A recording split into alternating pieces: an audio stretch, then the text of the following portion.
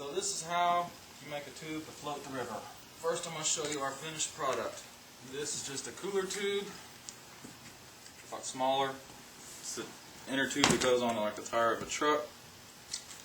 Got a nice hard plastic bottom. Make note of how it sucks in up there. Makes a good tight fit to it. You'll see how that's done in later notes. Nice and tied off. Got even bubbles along the whole edge.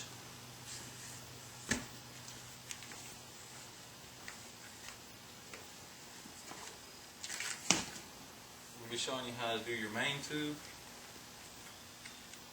Things you'll need. I'll go over all of it. Every little piece you need, and we'll go step by step how you use it. Truck tube for an 18-wheeler. Get it at any kind of tire shop or anything that deals with that. They can order you a brand new one. It costs about 25 bucks. Next, you're going to go to Home Depot or any kind of place like that, and we already cut this one. But this is nothing more than a drip pan for your water heater. Get you some nylon string. I think this is 5/32 of an inch by a 75-foot spool. I think it's like $2 or $3. Schrader valve,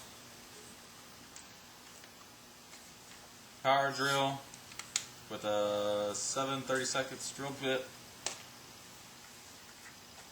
hand sander, a lighter,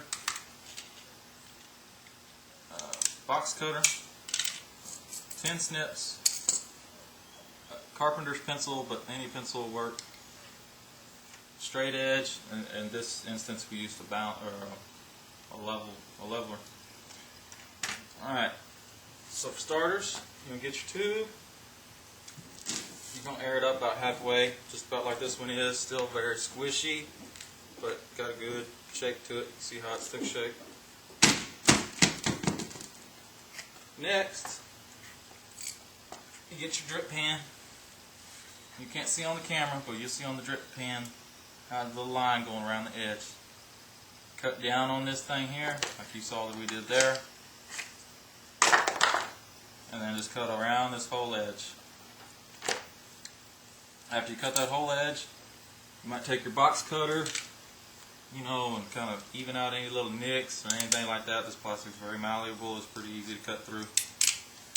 Then take your hand sander, and then go around the whole edge, make everything nice and smooth. No jagged edges, nothing like that. And then you're going to take this, flip it over on the other side, make you some nice lines. I used a straight edge over there. Go one down the middle, one down the other way, and then diagonally. Then after you got that done, we did ours at like I think 1 1/4 inch. Measure off 1 1/4 inch from the edge on the line, make you a mark all the way around. You take your power drill and drill out holes all the way around.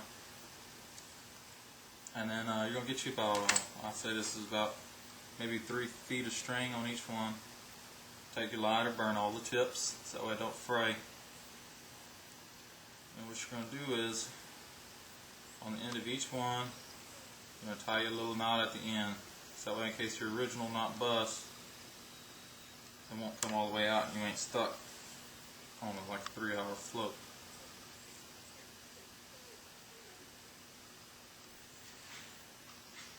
Just that easy. I'm going to flip it over. Pull this to the inside, outside.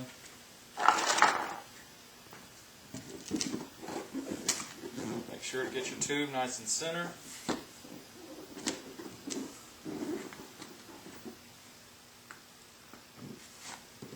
It's good to put your knee in it. That's the whole point of it only being halfway inflated. So that way you can bend it a little bit.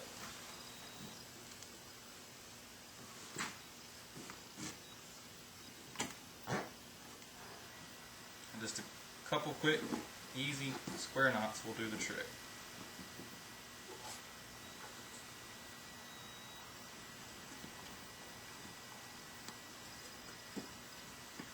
That's it. Tie those knots all the way around, and you'll see it don't look very tight as compared to that one over there. But once you have them all the way tied all the way around, Don't take it. In this instance, we got an air compressor, but if you're not equipped with that, you go to any gas station and you use theirs. And what you do is you put enough air in it to where you get a nice even bubble in it, just like this one. See where this one is not near as squishy as that one is, and you got a nice even bubble all the way around. Looks just like the ones you rent, but in fact they're actually lighter weight.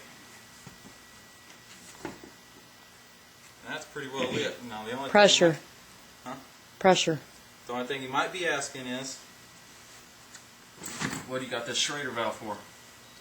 Well, for some instance, you didn't tie a good knot or whatever, and once you go to put more air pressure in it, to make it look like that one, if your line busts or whatever, it'd take forever pulling all the air out of it, or for travel purposes or anything like that, anything you might want to deflate this for, just Schrader valve, put in the valve stem and take it out and it'll let all the air out real quick. Some people might be asking, well, how much pressure you put in here?